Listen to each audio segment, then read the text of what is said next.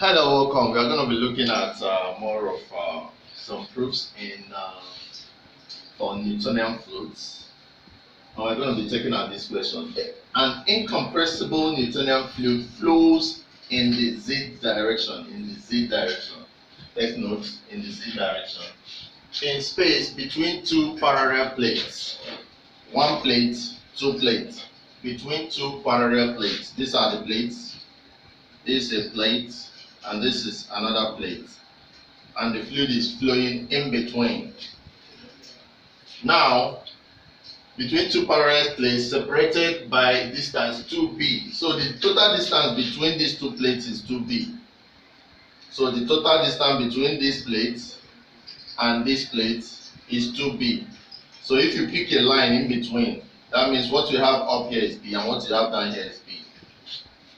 As shown in fig 1.3a1. This is fig 1.3a1. This is fig 1.3. This is for A, this is B. Now, the length and width of each of the plates are W and L and W. So the length is W, the width is L. Now, respectively, the velocity distribution under steady condition is given as this. This is the velocity distribution under steady condition. Now, the question goes, for the coordinates shown in figure 1.3b, for this one, show that the velocity distribution takes the form this. You understand? If the velocity distribution for the figure shown in A is this, show that the one in B is this one. That's what they are trying to tell us to do. Then number 2, calculate the volumetric flow rate by using the velocity distribution given above. And what is your conclusion? So use these two to get the volumetric flow rate.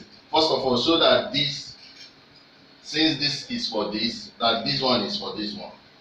So what are the things you consider? Very, very simple things that will help you to solve this. Look at how the coordinate is shown here. This is starting from the middle. The 0 here is for the middle. Whereas here, the 0 here is on the down plate. So this, once you take note of this, everything becomes simple. For you to solve the volumetric flow rate, you always know that volumetric flow rate is always equal to differential of the distribution of the velocity times dA. Very, very important. So when you now have Q equal to differential of Vz, and you're changing this dA, which is the same thing as length times breadth, you have double integral. So you are going to introduce two integral here too. So this is what you're going to solve. Once you solve this, you get this. But for you to solve it, you need to know the limits that you're taking. For this very one, all of them have, for y, differentiating with respect to y, all of them have y to be from W to 0. Both when you're doing this one and this one, because all of them have the length of W. But for the second differential, one of them is going to be b and minus b. For this one, since you're taking from middle, b is the upper limit, minus b is the lower limit. Whereas for this one that you're taking from below as 0, is going to be 2b and 0. So those are just the difference. So once you do this, you can calculate the q for this one and q for this one simply by using bb as the upper and lower, b and minus b as the upper and lower limits for this one. Then for this one, use 2b and 0 for this one. Substitute in place of Vz, put this and solve down for this one. In place of Vz, put this one and solve down for this one. So once you do that, you have this. But first of all, we're going to show that this is the distribution for this, since this is the distribution for this.